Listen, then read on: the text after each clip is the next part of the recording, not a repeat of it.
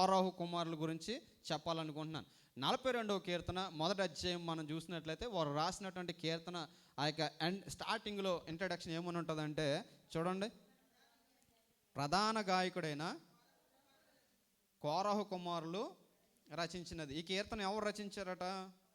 కోరహు కుమారులు రచించారు. అసలు ఎవరు ఈ కోరహు అని మనం చూసినట్లయితే బైబిల్ గ్రంథంలో ఒక పేరు కలిగిన వారు కొన్నిసార్లు చాలామంది ఉండడం మనం చూస్తాం. ఇప్పుడు నా పేరు తిమోతి అని, ఇంక తిమోతి అన్నవారు దుబాయ్లో ఎవరు లేరా అంటే బోల్డంత మంది ఉంటారు, అవునా కదా?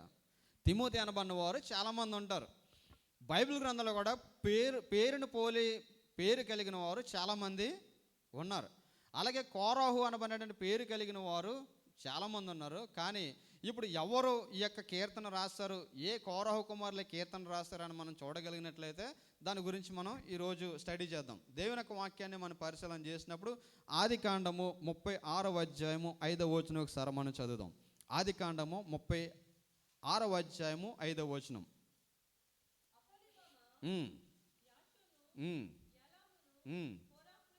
కోరహుని కనెను కనాను దేశంలో యాసోనుకు పుట్టిన కుమారులు వీరే. యాసోనుకు పుట్టినటువంటి పిల్లల్లో ఒకడు ఉన్నాడు, అతని పేరు ఏం పేరు?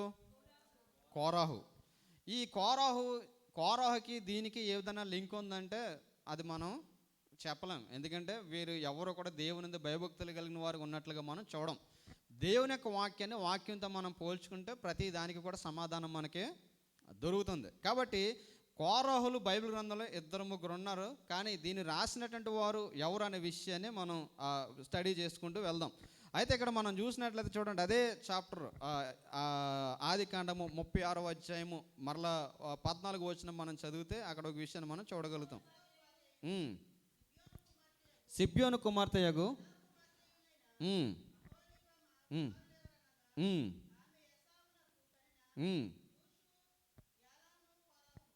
యూసు, యాలము, కోరహు అనగా వీళ్ళు ఎవరు?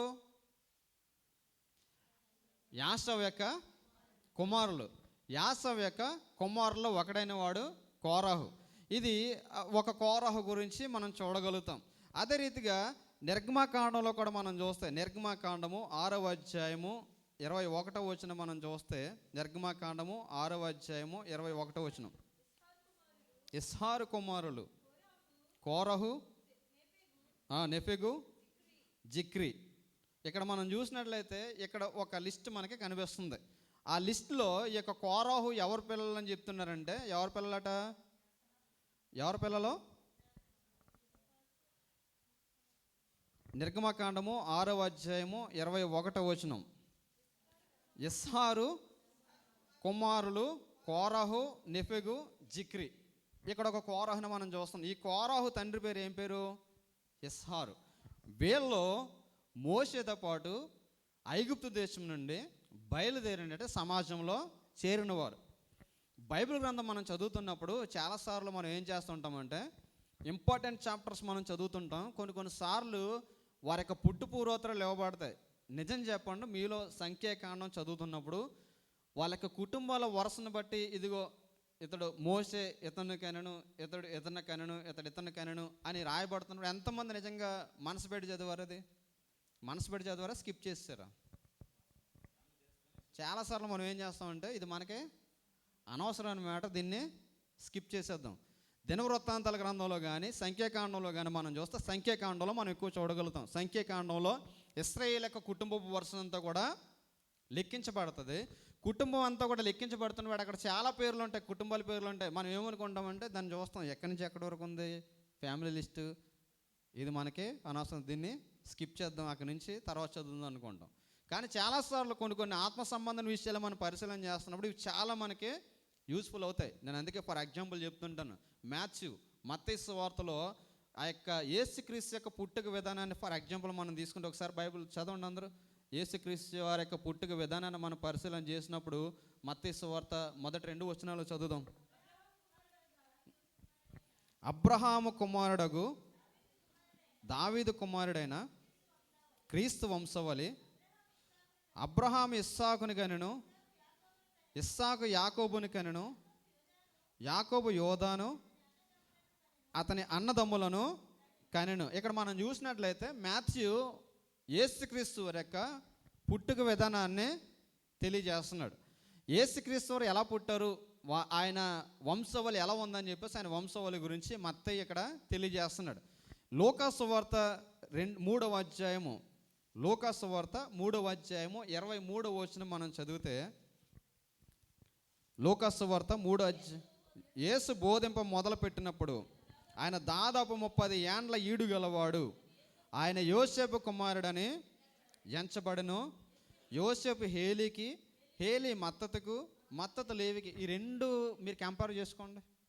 యేసుక్రీస్తు వారి యొక్క పుట్టినటువంటి యొక్క జన్మ విధానాన్ని మనం పరిశీలన చేస్తే, మాథ్యూ యేసుక్రీస్తు వారి యొక్క పుట్టిన విధానాన్ని, ఆయన యొక్క వంశవళిని తెలియజేస్తున్నాడు. ఇక్కడ ల్యూక్ యేసుక్రీస్తు వారు ఎలా పుట్టాడనే విషయాన్ని ఆయన తెలియజేస్తున్నాడు. ఈ రెండు అంశాలు, ఈ రెండు కూడా, ఈ యొక్క రెండు టేబుల్స్ కూడా మనం దగ్గర పెట్టి కంపేర్ చేస్తే, అందులో ఉన్న పేరు ఇందులో ఉండదు, ఇందులో ఉన్న పేరు అందులో ఉండదు. ఎందుకంటారు?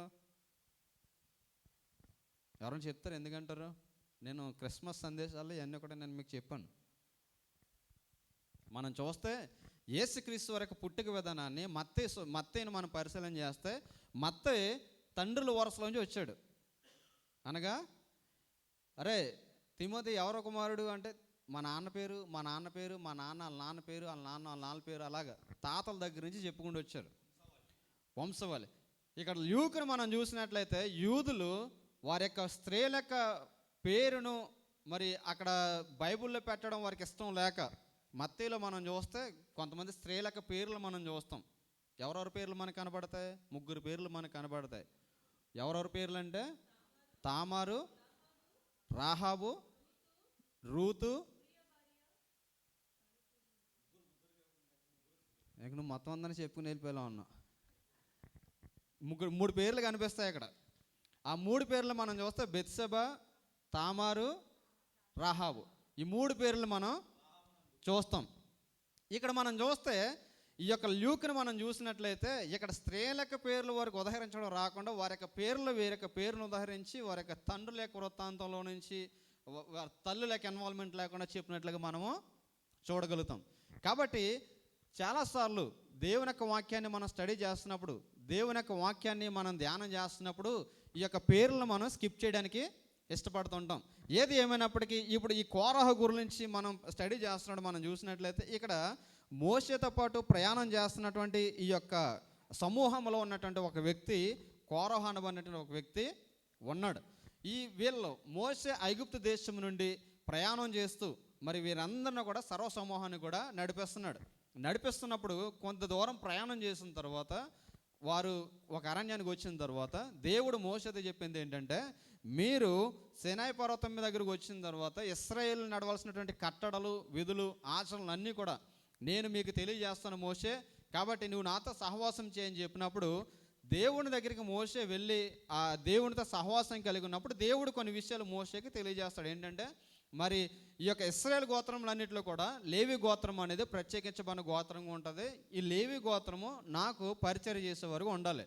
మిగిలిన వారంతా కూడా మరి వారికి సహకరించాలి. ఈ లేవి యొక్క గోత్రకర్తలైన వారు, ఈ లేవి గోత్రంలో పుట్టిన వారంతా కూడా నాకు పరిచారకులుగా ఉండాలి. అంటే వారు ఎవడు పుట్టినా వాళ్ళ పని ఏంటంటే దేవుని పని చేయడమే. దేవుని పని చేయడం తప్ప వేరే పని వారు చేయకూడదు. ఇది దేవుడు వారికి ఇచ్చినటువంటి కట్టడ. ఇటు రీతిగా వీరు కొనసాగుతున్నారు. కాబట్టి మోషే లేవి గోత్రం నుంచి వచ్చినవాడు. మోషే లేవి గోత్రం నుంచి వచ్చినవాడు. అందుకే దేవుడు కూడా అన్నాడు, మోషేని పిలుచుకున్నాడు. మోషే అన్నను కూడా దేవుడు యాజకునిగా ప్రతిష్ఠించాడు. ఇప్పుడు దేవుడు ఈ కుటుంబానికి ఇచ్చినటువంటి ఆధిక్యత ఏంటంటే, దేవుని యొక్క పరిచర్య చేసే ఆధిక్యత దేవుడు వారికి అనుగ్రహింపజేశాడు. పిలిచిన వాడు ఎవరో దేవుడు పిలిచాడు. నిర్గమకాండం మనం ధ్యానం చేస్తున్నాం కదా, బైబిల్ని మనం ధ్యానం చేస్తున్నాం. మోషే ఎన్నిసార్లు రీజన్ చెప్పాడు? దేవుడు పిలుస్తుంటే ఇంచుమించు 3 సార్లు దేవుడితో అంటాడు. ఏమని? నేను నోటు మాంద్యము గలవాడును. ఇదిగో మరి నేను సరిగ్గా మాట నేర్పరని కాను. యాక్చువల్గా మోసే చెప్పిందంతా కూడా అబద్ధం. ఎందుకంటే మోసే ఐగుప్తు యొక్క సకల విద్యలు తెలుసు. చూడండి ఒకసారి నిర్గమకాండం మనం చూస్తే, నిర్గమకాండము 3వ అధ్యాయము, 4వ అధ్యాయము, నిర్గమకాండము 4వ అధ్యాయము 10వ వచనం ఒకసారి మనం చదువుదాం. అప్పుడు మోసే, ప్రభువా, ఇంతకు మునుపైనను నీవు నీ దాసునితో మాట్లాడినప్పటి నుండి అయినను నేను మాట నేర్పరని కాను, నేను నోటి మాంద్యమును నాలిక మాంద్యమును గలవాడనని దేవునితో ఏం చెప్తున్నాడు మోషే?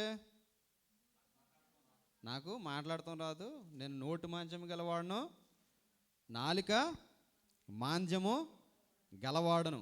అంటే నాకు నోరు సరిగ్గా మాట్లాడలేను, నా నాలుక కూడా సరిగ్గా మాట్లాడలేని చెప్తాను. చూడండి ఒకసారి మనం హెబ్రీయులకు రాసినటువంటి పత్రిక 11వ అధ్యాయము 24వ వచనం మనం చూద్దాం. మోషే పెద్దవాడైనప్పుడు విశ్వాసమును బట్టి ఐగుప్తు ధనము కంటే క్రీస్తు విషయమైన నింద గొప్ప భాగ్యమని ఎంచుకొని అల్పకాలము పాపభోగం అనుభవించుట కంటే ప్రజలతో శ్రమ అనుభవించటం మేలని యోచించి ఒప్పుకొనలేదు. ఏలయనగా దృష్టి ఇంచెను, విశ్వాసమును బట్టి అదృష్టుడైన వారిని చూచుతున్నట్టు స్థిరబుద్ధి గలవాడే రాజాగ్రహమునకు భయపడక ఐగుప్తుని విడిచిపోయిను.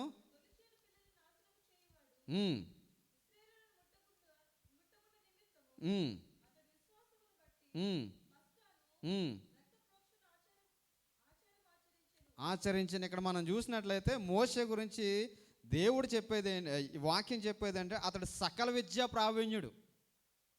ఎవరట మోషే? సకల విద్య ప్రావీణ్యం గలవాడు. కానీ దేవుని పిలుస్తా అంటున్నాడు, దేవుడి దగ్గర ఏమంటున్నాడంటే నేను నోటి మంచం గలవాడిని. చాలాసార్లు విశ్వాసులకు ఉన్నటువంటి మనల్ని దేవుడు తన పని చేయమంటే చాలామంది విశ్వాసులు చెప్పే పని ఏంటంటే, మాట ఏంటంటే, మాకేం రాదండి. అసలు బయట మాత్రం ఓవర్ యాక్టివ్గా ఉంటారు, దేవుని పనికి వచ్చేసరికి మాత్రం డీయాక్టివేట్ అయిపోతారు మొత్తం. బయట విషయాల్లో ఓవర్ యాక్టివ్గా ఉంటాం, దేవుడి దగ్గరకు వచ్చేసరికి మనం ఎలా ఉంటాం అంటే డీయాక్టివేట్ అయిపోతాం. అనగా ఛార్జింగ్ ఫుల్గా ఉన్నప్పుడేమో చాలా బాగా పని చేస్తుంది, ఛార్జింగ్ అయిపోయిన తర్వాత ఈ మైక్ పరిస్థితి ఎలా ఉంటుంది, నా వాయిస్ మీకు వినిపించదు. బయట ఏమో ఫుల్ ఎనర్జెటిక్గా ఉంటాం, దేవుని మందిరానికి వచ్చేసరికి మనకు స్వరాలు రావు, ఎప్పుడు ఏదో పోగొట్టుకున్నట్టు ఉంటాం. మీరు కాదు, బయట మీరు ఎప్పుడు బాగుంటారు. నేను అదే చెప్తున్నాను, ప్రతిదీ మా కోసం చెప్తున్నాడు అనుకుంటున్నది. ఇక్కడ మీకోసమే చెప్తున్నాను, కానీ ఇది మాత్రం మీకోసం కాదు, బయట కోసం. మనం దేవుని మందిరానికి వచ్చినప్పుడు ఎలా ఉండాలంటే ఎనర్జెటిక్గా ఉండాలి. దేవునికి స్తోత్రం కలుగునుగాక. మోషేని దేవుడు పిలిస్తే 3rd చాప్టర్లో అంటాడు, నాకు మాట్లాడడం సరిగ్గా రాదు. 4th చాప్టర్లో అంటాడు, 4th చాప్టర్ ఎండలో మొన్న నేను తెలియజేస్తాను, దేవుడు అందుకే మోషేను ఒక విషయంలో చంపేయాలనుకుంటాడు. నువ్వు ఎంత భక్తిపడివైనా కావచ్చు, కానీ దేవునికి సిస్టంలో మనం కొనసాగకపోతే దేవుడు ఎవరినైనా ఏదైనా చేయడానికి సామర్థ్యము కలిగినవాడు. నేను వాక్యం చెప్తున్నాను కదా, నా ఇష్టానుసారంగా నేను వెళ్ళిపోతానంటే దేవుడు ఊరుకునేవాడు కాదు, అందరిని కూడా ఒకే స్టేజ్ మీద నిలబెట్టేవాడు దేవుడు. దేవునికి స్తోత్రం కలుగునుగాక. ఇప్పుడు మోషే ఇశ్రాయేల్ అందరి చేత ప్రయాణం చేస్తున్నప్పుడు ఆ కుటుంబానికి దేవుడు ఇచ్చినటువంటి ఆధిక్యత ఏంటంటే, దేవుని యొక్క పరిచర్య చేసే ఆధిక్యతను లేవి యొక్క గోత్రానికి దేవుడు ఇచ్చాడు. ఇప్పుడు లేవీలందరూ కూడా ప్రయాణం చేస్తున్నారు, అందరూ కూడా ప్రయాణం చేస్తుంటే ఇప్పుడు దేవుడు ప్రతి దానికి కూడా ఎవరిని పిలుస్తున్నాడు అంటే మోషేని పిలుస్తున్నాడు. ప్రతిదానికి ఎవరిని పిలుస్తున్నాడు?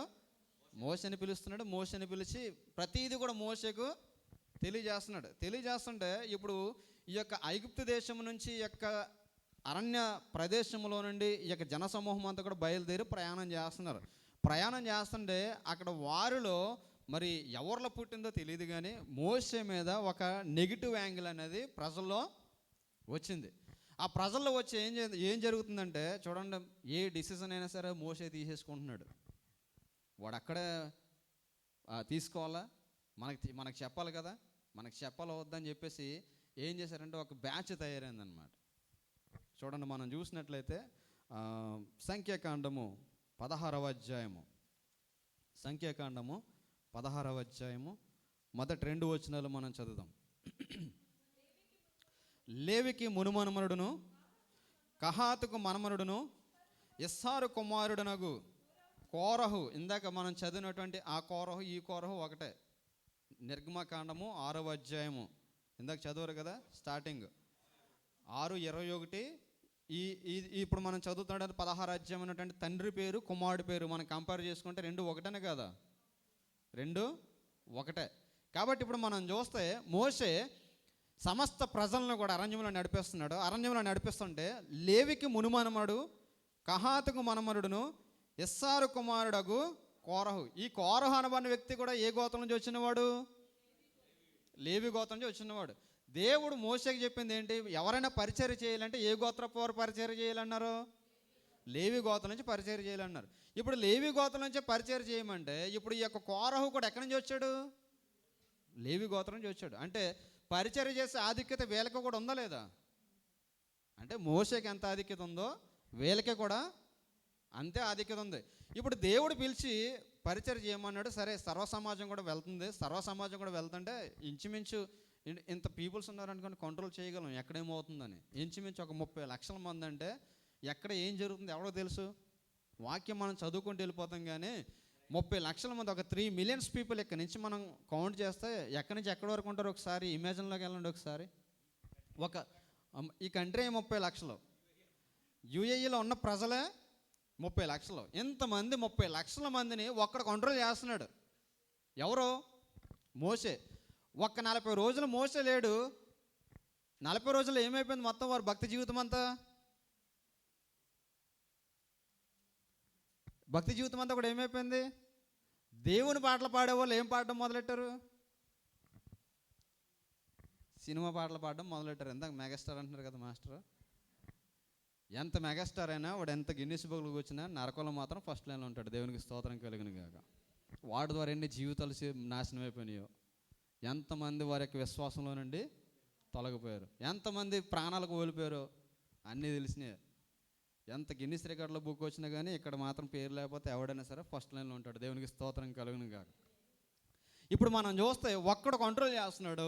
ఈ యొక్క 3 మిలియన్స్ ఆఫ్ పీపుల్ ఎక్కడి నుంచి ఏ గ్రూప్లో ఇప్పుడు నడిచి వెళ్తున్నప్పుడు ఒక్కొక్క గ్రూపుగా ఉంటారు. ఇప్పుడు ఎక్కడి నుంచి మిమ్మల్ని వదిలేసామనుకోండి, అందరూ కలిసి వెళ్తారా? గ్రూపుల కింద వెళ్తారా? ఏ గ్రూప్ వాళ్ళే, ఏ గ్రూప్ రాజకీయం ఆ గ్రూపుదే. ఈ గ్రూప్ రాజకీయం ఈ గ్రూపుకి తెలీదు, ఈ గ్రూప్ రాజకీయం వచ్చినప్పుడు మాత్రం ఎలా ఉంటాం? ఎంత ప్రేమ, ఎంత వినయం. మిమ్మల్ని గురించి కాదండి బాబు, నేను అదే చెప్తున్నాను. జస్ట్ నేను గ్రూప్స్ కోసం చెప్తున్నాను. ఇక్కడ అలాగే గ్రూప్స్ కింద మోషే అంతా కూడా నడిపిస్తుంటే ఒక గ్రూప్ ఏర్పడబడ్డారు. ఆ గ్రూప్ ఏర్పాటు చేసిన వారు కూడా ఎవరో ఎందులోంచి వచ్చినాడు అంటే లేవి గోత్రం నుంచి వచ్చినాడే. వాళ్ళు ఏం చేస్తున్నారంటే చూడండి, కోరహు రూబనీయుల్లో ఎలియాబు కుమారుడైన దాతాను, అబీరాములు, పేలెతు కుమారుడైన ఓనును యోచించుకొని ఇశ్రాయేలీయుల్లో పేరు పొందిన సబుకులను సమాజ ప్రధానులైన 250 మందితో మోషేకు ఎదురుగా లేచి, మోషే అహరోనులకు విరోధంగా పోగుపడి, మీతో మాకిక పని లేదు, ఈ సర్వ సమాజంలోని ప్రతి వాడు పరిశుద్ధుడే, యెహోవా వారి మధ్య ఉన్నాడు, యెహోవా సంఘం మీద మిమ్మల్ని మీరు ఎలా హెచ్చించుకుంటున్నారు? మోషేకు విరోధంగా ఎంతమంది లేచారట? 250 మంది లేచి అంటున్నారు, దేవుడు మీకు ఇచ్చాడా? ప్రతిదీ పెద్ద పెత్తనాలు చేసేస్తున్నావు నువ్వు, మీతో పాటు మాకు సమాన హక్కు ఉంది కాబట్టి ఇదిగో మీతో మాకిక పని లేదు. నీవే కాదు, ఇక్కడ ఉన్న ప్రతి వాడు కూడా, ఈ గోత్రంలో పుట్టిన ప్రతి వాడు కూడా ఈ యొక్క లీడర్షిప్ అధికారము కలిగిన వాడని చెప్పేసి 250 మంది పోగే ఏం చేశారు? మోషేకు విరోధంగా తిరుగుబాటు చేశారు. మోషే చాలా కూల్ పర్సన్. తిరుగుబాటు చేసిన వెంటనే మోషే ఎప్పుడు కూడా వెంటనే వారి మీద ప్రతీకారం చేసేవాడు కాదు. ఈవెన్ మోషే తన యొక్క సాత్వికను బట్టి, మోషే దేవునితో కలిగినటువంటి లింక్ని బట్టి మోషే మీద వాళ్ళ కుటుంబస్తుల సనిగిన దేవుడు ఊరుకునేవాడు కాదు. నేను చాలాసార్లు మీకు చెప్తుంటాను, మీ రిలేషన్షిప్ గాడ్తో సరిగ్గా ఉంటే మీ మీద ఎవడు సనుక్కున్నా ఆ సనుక్కున్న వాళ్ళు అణిగిపోతారు, కానీ మీరు అణిగిపోరు. ఎవడికి భయపడిన అవసరం లేదు. మీ యొక్క రిలేషన్షిప్ గాడ్తో సరిగ్గా ఉంటే, మోషేకి ఒకటే తెలుసు, బ్లైండ్లీ ఏం తెలుసు అంటే ఈ యొక్క ప్రజలను కనాను దేశానికి తీర్చి కనాను దేశంలో ఇవన్నీ చేర్చాలి. అది మోషే ముందున్నటువంటి గోల్. ఆ గోల్ విషయమే సమస్తం కూడా పెంటతో సమానంగా ఎంచుకున్నాడు. దేవునికి స్తోత్రం కలుగును గాక. ఇంతకు వాక్యం అయితే చెప్తుంది, రాజాజ్ఞకు భయపడక సకల గోత్రములందు ప్రావీణ్యత కలిగిన వాడు, సకల విద్యలందు కూడా ప్రావీణ్యత కలిగిన వాడు, ఐగుప్తు రాజ్యంలో సకల విద్యలందు కూడా ప్రావీణ్యత కలిగిన వాడు అన్నప్పుడు కూడా అన్నీ కూడా దేవుని యొక్క ప్రజల కొరకు దేంతో సమానంగా ఎంచుకున్నాడట? పెంటతో సమానంగా ఎంచుకున్నాడట. అన్నీ తెలుసు. రాజకుమార్తెగా పెంచబడ్డాడు. రాజు యొక్క కుమార్తె దగ్గర పెంచబడ్డాడు. రాజు తర్వాత రాజభోగం అని అనిపించిన వ్యక్తి దేవుని ప్రజల కొరకు శ్రమ అనుభవించాడు. నిందారహితంగా ప్రజలను నడిపిస్తుంటే సేమ్ వాళ్ళ అక్కకి అదే ఫీల్ వచ్చింది. మిరియాముకి ఫీల్ వచ్చింది. మోషే భార్య చనిపోయింది, సిప్పోరా చనిపోయింది. సిప్పోరా చనిపోతే వేరే భార్యను చేసుకున్నాడు. ఏమో ఎందుకు చేసుకున్నాడో. అది కూడా ఏ అమ్మాయిని చేసుకున్నాడు? ఇథియోపియా.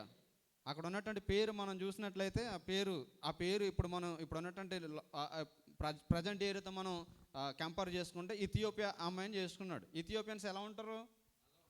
నల్లగా ఉంటారు. ఈ నల్లగా ఉన్న అమ్మాయిని చూసి వాళ్ళు సనుక్కున్నారు, వీడికి ఎవరితో దొరకలేదు, ఈ నల్లదని తీసుకొచ్చి మా దగ్గర ఎట్టాడని చెప్పేసి అనుకున్నారు. ఏంటో తెలియదు అనుకుంటారు కదా మన వాళ్ళు. ఇష్టం ఉంటే ఒకలాగా, ఇష్టం లేకపోతే, ఇష్టం ఉంటే ఎంత నల్లగా ఉన్నా పొగుడతారు, ఇష్టం లేకపోతే ఎంత అందగత్తైనా ఇంక ఏడ్చిందంటారు. సేమ్ అలాగే మోషే మీద సనగడం ప్రారంభించారు. మోషే మీద సనగడం ప్రారంభిస్తే మోషే పట్టించుకోలేదు. కానీ మోషే మీద సనిగిన సనుగులను ఎవరు చూశారట? దేవుడు చూసి అన్నాడు, అర్జెంటుగా మిరియామును తీసుకుని ప్రత్యక్ష గుడారానికి రమ్మన్నాడు. మిరియాన్ని ప్రత్యక్ష గుడారానికి రమ్మంటే వెంటనే ప్రత్యక్ష గుడారానికి వెళ్ళేసరికి మిరియాము నొసట ఏం పుట్టిందట? కుష్ఠరోగం పుట్టిందట. ఎవరు చూసుకున్నారు? మోషే చూసుకున్నాడా? దేవుడు చూసుకున్నాడా? ఎందుకు చూసుకున్నాడు దేవుడు అంటే మోషేకు దేవుడికి ఉన్నటువంటి కనెక్షన్ అటువంటిది. దావీదు అందుకే ప్రార్థన చేస్తాడు కదా. 2వ కీర్తనలో ఏమంటాడు? 3వ కీర్తనలో 10,000 మంది దండెత్తి నా మీదకి వచ్చి మోహరించిన అపాయము నా వద్దకు రాదు, నేను పోయి సుఖముగా పండుకొని. ఆ అమ్మాయి అన్న మాటలు నిద్ర ఆడతలేదండి బాబు, నిద్ర ఆడతలేదు ఇదిగో అంటారు చాలామంది. దావీదుని చూసి మనం నేర్చుకోవాలి. దావీదుని చూసి మనం నేర్చుకోవాల్సింది ఏంటంటే అనుకున్నారులే. లాస్ట్ వీక్ అంతా మా సౌజన్య ఇదే పాట, నాకు ఏదో అయిపోతుంది, ఏంటి ఎందుకు ఇలాగ. నువ్వు జస్ట్ అన్నీ నోరు మూసుకుని పడుకో, దేవునికి విడిచిపెట్టాయి, దేవుడు చూసుకుంటాడు. మనం ఎప్పుడైతే ప్రజలను చూస్తామో మనం ముందుకి సాతానుడు చేసేది ఏంటంటే మనుషులు మన ముందుకు తీసుకొస్తాడు, వాడి ద్వారా ఏదో జరుగుతుందని. ఇదిగో వాడిని మనకు ఒక డిస్టర్బెన్స్గా పెడతాడు. ఎందుకంటే మన కాన్సన్ట్రేషన్ అంతా కూడా దేవుడి మీద నుంచి తీసివేసి వాడి మీద మనం పెట్టాలని. మోషే ఎవరి వైపు చూశాడంటే దేవుడి వైపు చూశాడు. దేవుడు అన్నాడు, వారిని నా దగ్గరికి తీసుకుంటారు. ఇప్పుడు అలాగే మోషేకి విరోధంగా వీళ్ళు తిరుగుబాటు చేస్తారు. ఎంతమంది అంటే ఒకడు లేచి 3 లీడర్షిప్ తీసుకున్నారు. ఈ 3 కూడా ఎంతమందిని ప్రేరేపించారట? సర్వ సమాజానికి విరోధంగా, మోషేకి విరోధంగా 250 మందిని ప్రేరేపిస్తే అప్పుడు మనం చూసినట్లయితే చూడండి 5వ వచనం మనం చూస్తే 4వ వచనం, మోషే ఆ మాట విని సాగిలపడెను. అటు తర్వాత అతడు కోరహుతోను వాని సమూహంతోను ఇట్లనెను, తనవాడు ఎవడో పరిశుద్ధుడు ఎవడో రేపు యెహోవా తెలియజేసి వానిని తన సన్నిధికి రానిచ్చును, ఆయన తాను ఏర్పరచుకున్న వానిని తన యొద్దకు చేర్చుకును, ఈలాగు చేయుడి. ఏమన్నాడు మోషే? ఏమన్నాడు? మీరెవర్రా నాకు ఎదురు చెప్పడానికి? దేవుడు మాకు ఇచ్చాడు కాబట్టి మేము చేస్తున్నాం అన్నాడా? అలా అనలా. సరే మీరు అన్నది కరెక్టే, మాకు ఆధిక్యత ఇచ్చింది దేవుడు. ఎవడు పరిశుద్ధుడో తెలియజేసేది ఎవరో? దేవుడు తెలియజేస్తాడు. ఈ స్థానం ఇచ్చింది దేవుడు ఇచ్చాడా లేదంటే మనుషులు ఇచ్చాడా మనకు కావాలంటే రేపు మనం దేవుని సన్నిధానికి వెళ్దాం, దేవుని మందిరానికి వెళ్దాం.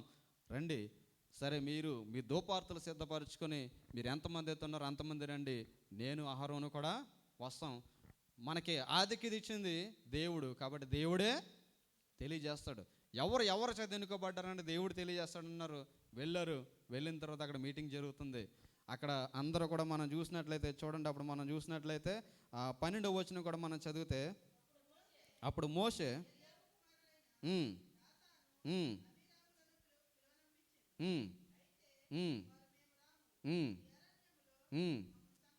మమ్మల్ని చంపాలని పాలు తేనెలు ప్రవహించు దేశంలో నుండి మమ్మల్ని తీసుకుని వచ్చాడు చాలదన్నట్టు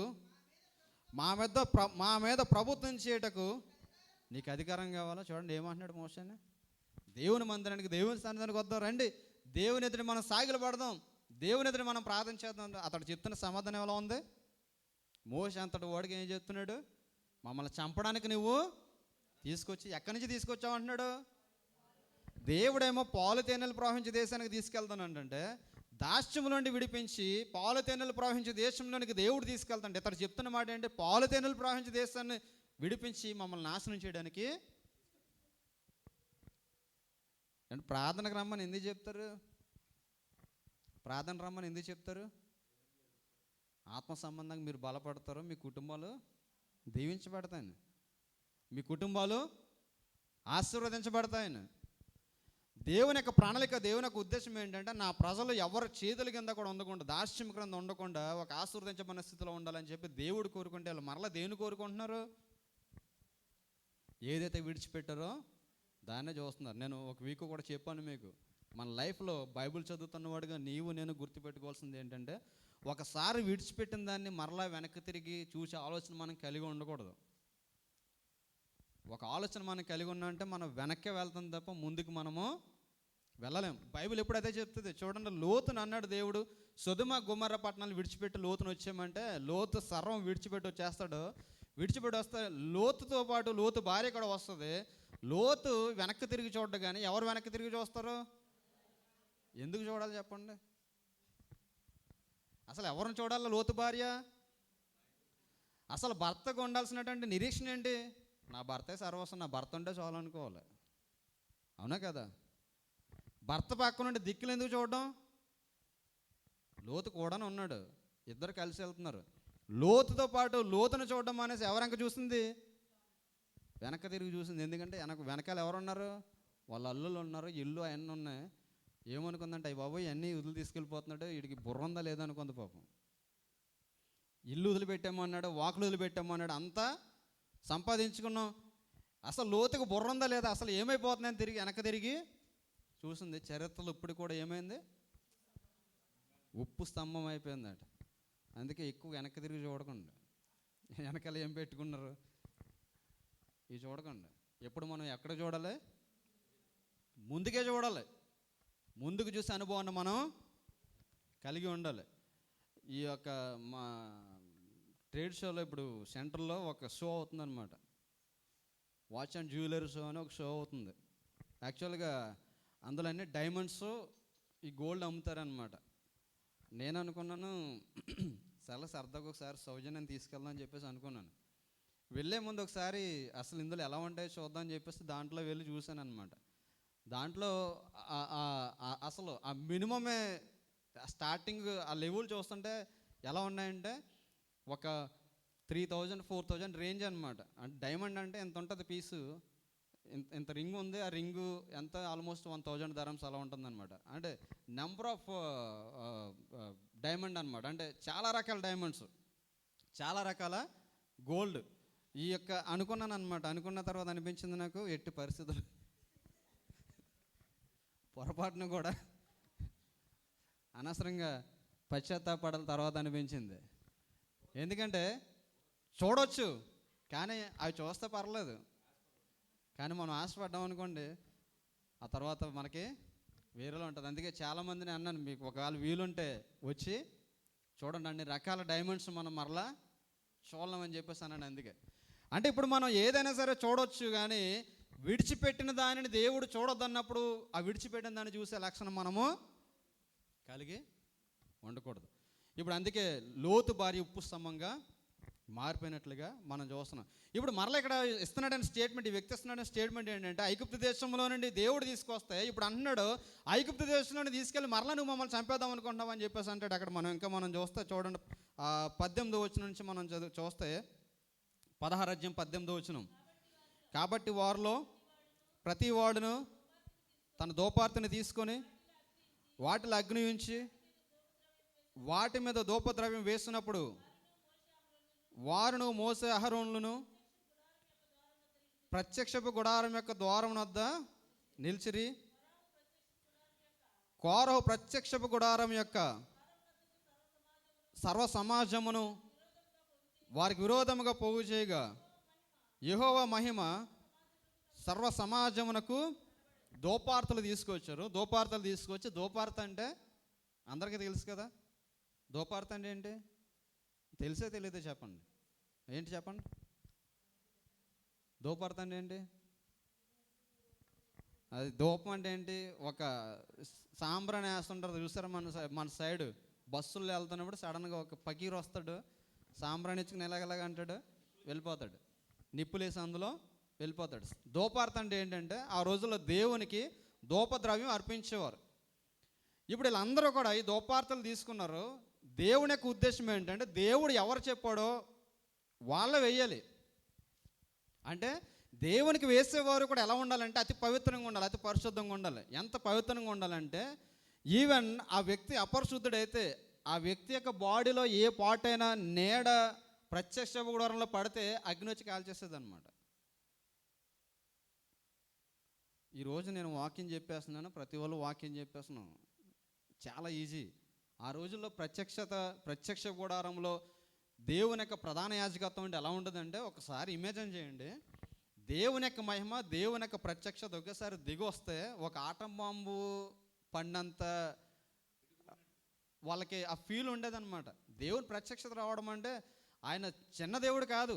మీలో ఎవరికైనా పరిశుద్ధాత్మ అనుభవం ఉందో లేదో నాకు తెలియదు. ఎవరైనా పరిశుద్ధాత్మ పొందుకున్నారో లేదో, ఇండివిజువల్గా మీరు ప్రేయర్ చేస్తున్నాడు, ఎప్పుడైనా మిమ్మల్ని ఎవరైనా టచ్ చేసినట్టు మీకు అనిపించేది లేదో నాకు తెలియదు, కానీ ఆ ఎక్స్పీరియన్స్లు ఉన్న వాళ్ళో తెలుస్తుంది. దేవుని యొక్క ప్రత్యక్ష గుడారంలో ప్రత్యక్షము ఈ యొక్క సేవ చేసేవారు ఎలా ఉండేవారంటే, ఈవెన్ గాడ్ చాలా క్లియర్గా చెప్పాడు దేవుడు. ఇండికేషన్ ఎలా తెలుసా, మీకు చాలా క్లియర్గా చెప్తున్నా. అహరోను ఈవెన్ ప్రత్యక్ష గుడారంలో ఇలా నడుస్తున్నప్పుడు నీ నీడ కూడా, శరీరం నీడ కూడా పడకూడదు అన్నాడు దేవుడు. తెలుసా మీకు? నీ శరీరం నీడ కూడా పడకూడదు. ఈవెన్ నువ్వు అపరిశుద్ధుడిగా ఉండి నీ శరీరం నీడ పడితే వెంటనే దేవుని యొక్క అగ్ని వచ్చి ఎక్కడ కాల్చేస్తుంది? అందులోనే కాల్చేస్తుంది. అయ్యో చచ్చిపోయాడు కదా, తీసుకొద్దామని వెళ్ళడానికి కూడా అందులోకి ఎవరో కూడా వెళ్ళడానికి ఉండేది కాదు. అందుకే దేవుడు ఏం చెప్పాడంటే, వాడు బ్రతుకున్నాడా లేదా, ప్రధాన యాజకుడు ప్రత్యక్ష గుడారంలో సేవ చేసేవాడు బ్రతుకున్నాడా లేదా అని తేలాలంటే చుట్టూ గంటలు కట్టమన్నాడు అనమాట. అతడు వేసుకున్న వస్త్రానికి చుట్టూ ఏముండాలి?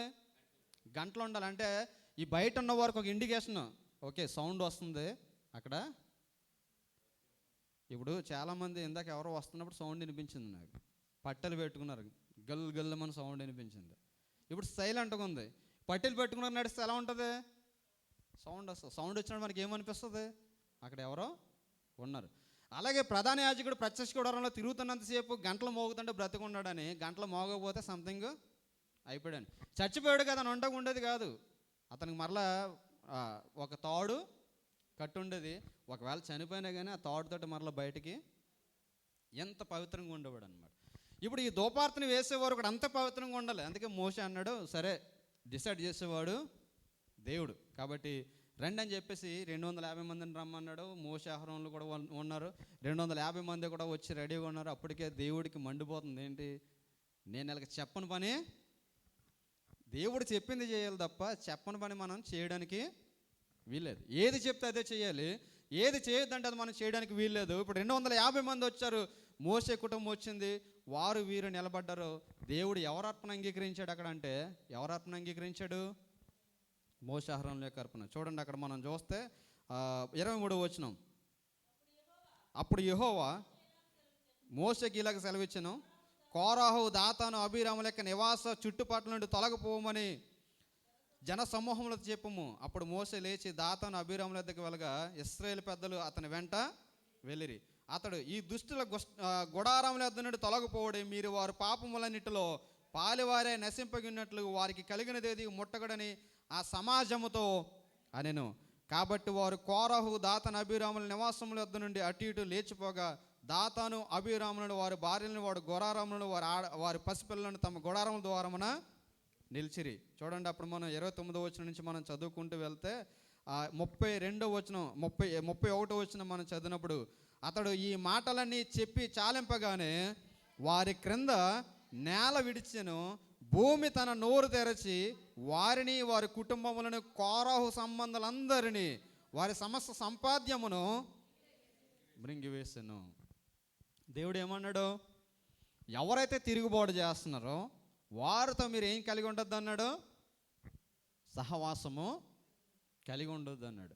అంటే దేవుని సమాజానికి విరోధముగా, దేవుని యొక్క ప్రధాన యాజకుడి విరోధముగా, దేవుని సేవ చేసే వారికి విరోధముగా ఉన్న వారితో ఏం కలిగి ఉండొద్దు అన్నాడు? సహవాసము కలిగి ఉండొద్దు అన్నాడు. 250 మంది ఉన్నారు.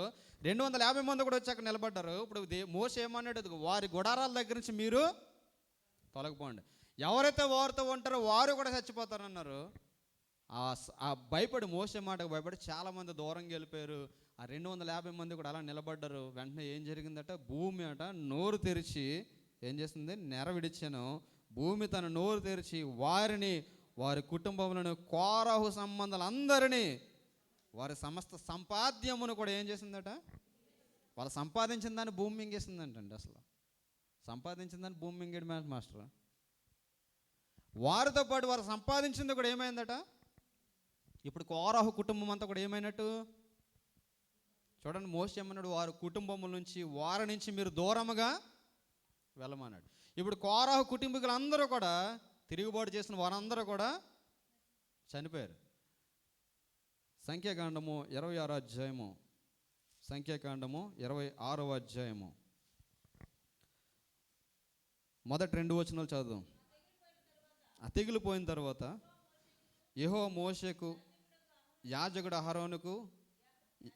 అహరోను కుమారుడికి ఎలియాజరుకి ఇలాగ సెలవిచ్చెను, మీరు ఇశ్రాయేలు సర్వ సమాజంలో 20 ఏండ్లు మొదలుకొని పైప్రాయం కలిగి ఇశ్రాయేల్లో సేనగా బయలుదేరిన వారందరి సంఖ్యను వారి వారి పితరుల కుటుంబములను బట్టి వ్రాయించండి. దేవుడు మరలా మోషేకి ఆజ్ఞించాడు. మరలా పితరులకు సమూహాన్ని వారు రాస్తున్నారు. 11వ వచనం చదువుదాం, 10వ వచనం మనం చదువుదాం, 9వ వచనం చదువుదాం, క్లియర్గా అర్థమవుతుంది. 9వ వచనం నుంచి కోరహు తన సమూహంలో పేరు పొందినవాడు. కోరహు ఎవరట, తన సమూహంలో పేరు పొందినాడు. చాలామంది అని అంటారు, కోరహు కొంచెం వాక్యం బాగా చదువుతాడు, కోరహు కొంచెం పాటలు బాగా పాడతాడు అని కొంచెం పేరు వచ్చింది. ఈ పేరు రాగానే ఆ పేరుని బట్టి ఏమొచ్చింది, చాలామంది మనం చూస్తాం కదా, కొంచెం ఏదన్నా ఈడు కాబట్టి వాక్యం చదువుతాడు, ఇంక ఈడు తప్ప ఇంకెవడో చదవడంటే చాలు, ఇంక మనకేమొస్తాయి, 2 కొమ్ములు వస్తాయి. మా చర్చిలోకి అమ్మాయి అలాగ ఉంటుంది, ఇంకెవరిని అలా వాక్యం చదవనిచ్చేది కాదు, కొంచెం స్టైల్గా చదువుతుంటుంది. ఒకసారి మీకు చెప్పినట్టు గుర్తు, ఆ స్టైల్గా చదువుతున్నప్పుడు కొత్త ఆయన వచ్చి వాక్యం చెప్తున్నాడు. కొత్త ఆయన వచ్చి వాక్యం చదువుతుంటే రోజు వినేవాళ్ళకి అలవాటు అయిపోతుంది, కొత్త ఆయనకి కొంచెం ఫ్యాషనేట్ అనిపించింది అనమాట. ఇప్పుడు మీరు చదువుతున్నారు అనుకోండి, ఆ సమూహపు వారు మృతి పొందినప్పుడు అంటే ఎలా ఉంది, అమ్మాయి సరిగ్గా చదువు, ఏంటి చదవడం, వాక్యం చదువుతున్నప్పుడు జాగ్రత్తగా చదవాలమ్మాయి అన్నాడు. మీరు చెప్తున్నమ్మరు, ప్రార్థన అయిన తర్వాత బ్లాస్ట్ అయిందా అమ్మాయి, ఎవడు మమ్మల్ని అంటాక ఇక్కడ, నేను చిన్నప్పటి నుంచి నేనే కదా వాక్యం చదువుతున్నాను, నేనే కదా చదవాలి, పెద్ద రభస చేసింది. అంటే దాని అర్థం ఏంటి, నేను కాబట్టి ఇక్కడ పర్లేదు. పల్లెటూరు సంఘాలు ఎలా ఉంటే, పాస్టర్ గారు వెళ్ళారంటే వాళ్ళ ఇంటి దగ్గర భోంచేయాలి, పాస్టర్ గారు వెళ్ళారంటే వాళ్ళ పేరే చెప్పాలి, పక్క వాళ్ళ పేరు చెప్పారనుకోండి మళ్ళీ స్టేజ్ మీద కనిపించరు. కొంచెం పేరు పొందినవాడట కోరహు తన సమూహంలో పేరు పొందినవాడు. అతని సమాజం యెహోవాకు విరోధముగా వాదించినప్పుడు, సమాజంలో మోసే అహరోనులకు విరోధంగా వాదించిన దాతాము అబీరాములు వీరు. ఆ సమూహం వారు మృతి పొందినప్పుడు అగ్ని 250 మందిని భక్షించినందున, భూమి తన నోరు తెరిచి వారిని కోరహును మృంగివేసినందున వారు దుష్టాంతములైరి. అయితే కోరహు కుమారులు చావలేదు. దీనికోసం నేను స్టోరీ అంతా చెప్పాను అనమాట. కోరహు కుటుంబస్తులు అందరూ కూడా చచ్చిపోయారట. ఎవరు చావలేదట, కోరహు కుమారులు చావలేదట. ఎందుకు కోరహు కుమారులు చావలేదంటే, కోరహు కుమారులు తమ తండ్రి యొక్క అవిధేయతతో చేరలేదట. దేవునికి స్తోత్రం కలుగునుగా. ఎందుకు ఈరోజు బైబిల్ గ్రంథంలో వారి పేర్లు సజీవంగా రాయబడ్డాయంటే, వారు భక్తిహీనులతో చేరడానికి ఇష్టపడలేదట. వారి సర్వ కుటుంబాలన్నింటినీ కూడా దగ్గర నిలబెట్టి దేవుడు అక్కడ నిలబెట్టి దేవుడు తీర్పులో ఉంచితే, ఈ కోరహు కుమారులు మాత్రం వారితో ఉండడానికి ఎంత మాత్రం కూడా ఇష్టపడలేదట. అమ్మ చర్చి ఎందుకు రావట్లేదు అంటే చాలామంది చెప్తారు, మా అమ్మ మానేమందండి ఆ చర్చి అంటారు. అమ్మ గడ్డి తినమంటే గడ్డి తింటారు వాళ్ళు అండి. మా అమ్మ మానేమందండి, మా అమ్మకి ఆ చర్చికి వెళ్ళడం ఇష్టం లేదు. అమ్మ ఎందుకు నువ్వు ఎలా చేస్తున్నావు, లేదు మా అమ్మగారు. వీళ్ళని చూసి మనం బుద్ధి తెచ్చుకోవాలి. వీళ్ళని చూసి మనము, మోసే సర్వ సమాజానికి విరోధంగా కోరహు 250 మంది సనుగుతుంటే ఆ సనుగుల్లో చేరలేదట కోరహు కుమారులు. అందుకే 84వ కీర్తన 10వ వచనంలో అందరికీ సుపరిచితమైన మాట, వాళ్ళు రాసిన కీర్తనలో, నీ ఆవరణములు ఒక్క దినము గడుపుట 1000 దినములు గడుపుట కంటే. ఈ మాట ఎవరు రాశారంటే వీళ్ళు రాశారు. వీళ్ళు ఎక్కడికి వెళ్ళారో తెలిసి, వీళ్ళ భక్తిని బట్టి, అనతి కాలంలోనే వీళ్ళ భక్తిని బట్టి వీళ్ళ జనరేషన్ అంతా కూడా ఎలాగైందంటే, చూసినటువంటి ఆ సంఘటన బట్టి మనం బ్రతికితే దేవుని కొరకే బ్రతకాలి, మనం జీవిస్తే దేవుని కొరకే జీవించాలనే విధి విధానాల చేత వీరు జీవించిన విధానాన్ని బట్టి దావీదు ఏం చేశాడో తెలిసి ఈ కుటుంబాన్ని తీసుకెళ్ళి దేవుని స్తుతించి ఆరాధించే క్రమంలో పెట్టాడు. అందుకే ఈ కుటుంబంలో నుంచి పాటలు పాడేవారు వచ్చారు, ఈ కుటుంబంలో నుంచి ఈ యొక్క పాటలు పాడేవారు వచ్చారు, ఈ కుటుంబంలో నుంచి దేవుని స్తుతించేవారు వచ్చారు. దేవునికి స్తోత్రం కలుగును గాక. ఇప్పుడు మనం ఈ పిల్లలకి ఏమి ఇచ్చామన్నది ఇంపార్టెంట్ కాదు, వారు సంపాదించిన యావత్ ఆస్తి కూడా ఎక్కడ పోయింది? భూమి విడిచి వెళ్ళిపోయింది. కానీ భక్తి మాత్రం ఎక్కడికి వెళ్ళిందండి? భక్తి ఎక్కడికి తీసుకెళ్ళింది? ఈరోజు కోరహు ఎవరో మన ఎవరికి తెలియదు. కీర్తనలు చదువుతున్న ప్రతి వాడికి కూడా కోరహు ఒక దృష్టాంతంగా మిగిలాడు. కానీ కోరహు కుమార్తెల కీర్తన, కోరహు కుమారులు రచించినటువంటి కీర్తనలు ఎందుకు మనం ధ్యానం చేసుకుంటున్నాం? వారు దేన్ని నేర్చుకున్నారంటే ఆస్తి సంపాదించుకున్నారు, ఐశ్వర్యం సంపాదించుకున్నారంటే ఏం సంపాదించుకున్నారు? వాళ్ళు దేవుని యందు భయభక్తులు. అందుకంటే యెహోవా యందు భయము పవిత్రమైనది. ఎవడైతే దేవునికి భయపడతాడో వాడు చాలా దేవునికి ఇష్టానుసారంగా ఉంటాడు. కోరహు కుమారులు వాళ్ళ తండ్రి జరిగిందని చూసి వారి తండ్రి వలె వారు ఉండకూడదు అనుకున్నారు. మా తండ్రి వలె శిక్ష మా మీదకే రాకూడదు అనుకున్నారు. అందుకే దినవృత్తాంతాల గ్రంథంలో దావీదు ఏర్పాటు చేసినటువంటి యొక్క క్వైర్లో కానీ, దావీదు ఏర్పాటు చేసినటువంటి యొక్క స్తుతి విభాగంలో కానీ వాళ్ళు ప్రధాన పాత్ర పోషించారు. కోరహు కుటుంబం నుంచి వచ్చిన వారు. తండ్రి శాపగ్రస్తుడే కానీ పిల్లలు మాత్రం శాపాన్ని ఆశీర్వాదంగా మార్చుకున్నారు. దేవునికి స్తోత్రం కలుగును. కానీ మీ పిల్లలకి మీరు ఏమేస్తున్నారు? మన పిల్లలకి మనం ఏమేస్తున్నాం? చాలామంది సిల్లీ రీజన్స్ చెప్తుంటారు. ఏంటి ప్రార్థన రాలేదంటే కొంచెం నిద్ర ఎక్కువ పడుకున్నారండి. నేను అందుకే మా జాన్ చెప్తుంటాను, మా జాన్ పైనుంచి వచ్చాడని కాదు, లేదంటే ఏదో పెద్ద చెప్తానే ఏదో వస్తుందని కాదు. ఎన్ని గంటలు నేను లేపుతాను? నేను కరెక్ట్గా టైం చెప్తాను. 6 గంటలు లెగాలని. షార్జా నుంచి బయలుదేరి వస్తున్నాం మేము. నాతో పాటు లేచి నాతో పాటు బయలుదేరి అన్నీ మేము తీసుకురావట్లేదు. ఏ రోజైనా ఆబ్సెంట్ చేశారు? మా చూసారా ఏ రోజైనా జాన్ ఆబ్సెంట్ చేయడం? ఎందుకు? ఏ ఒక్క క్రమము నేర్పించాలని. ఇందాక అన్నాడు, ఇదిగో మీ నాన్నగారు వలే అన్నాడు. ఎందుకు అన్నాడు? అలా ఉంటే వారి యొక్క జీవితం ప్లస్ అవుతుంది. నేను అదే చెప్తుంటాను. జాన్ సింగిల్గా ఉన్నప్పుడు స్కూల్ నుంచి వస్తాడు, స్కూల్ నుంచి వచ్చి నేను ఫోన్ చేసిన నోటే చెప్తాను, నాయన ప్రార్థన చేస్తున్నావా అంటాను. ముందు ప్రార్థన చేసుకో. ఎందుకంటే సింగిల్గా ఉంటున్నాడు, మేము వచ్చే వరకు సింగిల్గానే ఉంటాడు. You have to lead by God only. నువ్వు దేవునికి నువ్వు అప్పగించుకో అని చెప్తుంటాను. ఎందుకంటే వింటాడా ఆశీర్వదించబడతాడు, వినకపోతే అది కూడా మన పాల్ట్ అవుతుంది. మన పిల్లల్ని సరైన మార్గంలో నడిపించాల్సిన బాధ్యత.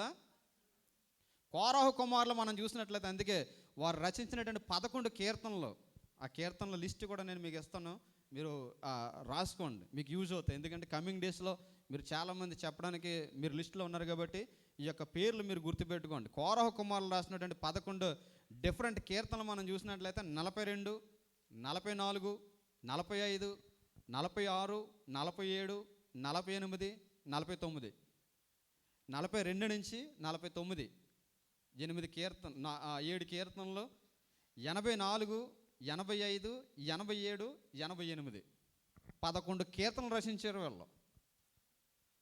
ఈ 11 కీర్తనలు రచించి దేవుని యందు విశ్వాసాన్ని వీళ్ళు చాటి చెప్పుకున్నారు. అందుకే మరొక మారు చెప్తున్నాను, అందరికీ తెలిసినటువంటి సుపరిచితమైన మాటలు. దుప్పి నీటి ఒగల కొరకు ఆశపడినట్లు దేవా నీ కొరకు నా ప్రాణము ఆశపడుతుంది. ఎవరి కొరకు ఆశపడుతుందట? వీళ్ళ ప్రాణం ఎవరి కొరకు ఆశపడుతుంది? దుప్పి నీటి ఒగల కొరకు ఆశపడినట్లు దేవా నీ కొరకు నా ప్రాణము. చాలాసార్లు దుప్పులేట ఎండలో ఉంటాయి, ఎడారి ప్రాంతాల్లో నివాసం చేస్తుంటాయి, అరణ్య ప్రాంతాల్లో నివాసం చేస్తుంటాయి. ఇవి నీటి కొరకు వెతుకుతాయి. దుప్పులు నీటి కొరకు వెతికినప్పుడు దూరం నుంచి చూస్తే ఎండమావులు కనిపిస్తాయి. ఎండమావులు అంటే తెలుసా? ఇప్పుడు మనం దుబాయ్లో రోడ్డు మీద ప్రయాణం చేస్తున్నప్పుడు రోడ్డు మీద వాటర్ ప్రవాహం ఉంటుంది హీట్కి, కానీ అది వాటరు కాదు. ఈ దుప్పి కూడా దూరం నుంచి చూస్తున్నట్టు ఎడారిలో అరణ్యం ఏం కనిపిస్తుంది అంటే ఏదో ప్రవాహం కనిపిస్తుంది వాటర్ అనుకుని ఆ ప్రవాహం దగ్గరికి పరిగెత్తుకుని వెళ్తాడట. కానీ అక్కడ ఏంటి? అది ప్రవాహము కాదు. ఆ తర్వాత మరలా అక్కడి నుంచి వస్తే ఇంకో చోట మరలా కనిపిస్తుంది, అక్కడి నుంచి అక్కడ పరిగెడుతుందట. పరిగెత్తి అలసిపోయి కొన్నిసార్లు ఈ యొక్క కళ్ళు తేలేసి దుప్పులు చచ్చిపోతాయట. ఎందుకంటే నీరు దొరక్క. అందుకే వారు ఏమని పోల్చుకుంటారంటే దుప్పి నీటి వాగుల కొరకు ఆశపడినట్లు నా ప్రాణము నీ కొరకు. ఎప్పుడు మానేద్దామా అని చూసేవారు కాదు. మనకు ఛాన్స్ దొరికితే మానేద్దాం ప్రార్థన. మనం 100 రీజన్లు చెప్తారు ప్రార్థన మానేయడానికి. అసలు నాకు ఒకసారి షై అనిపిస్తుంది. నేనేమో రాత్రింపగలు తెగ ప్రార్థన చేస్తున్నాను మీకోసం, తెగ ప్రార్థన చేస్తున్నాను నేను మీకోసం.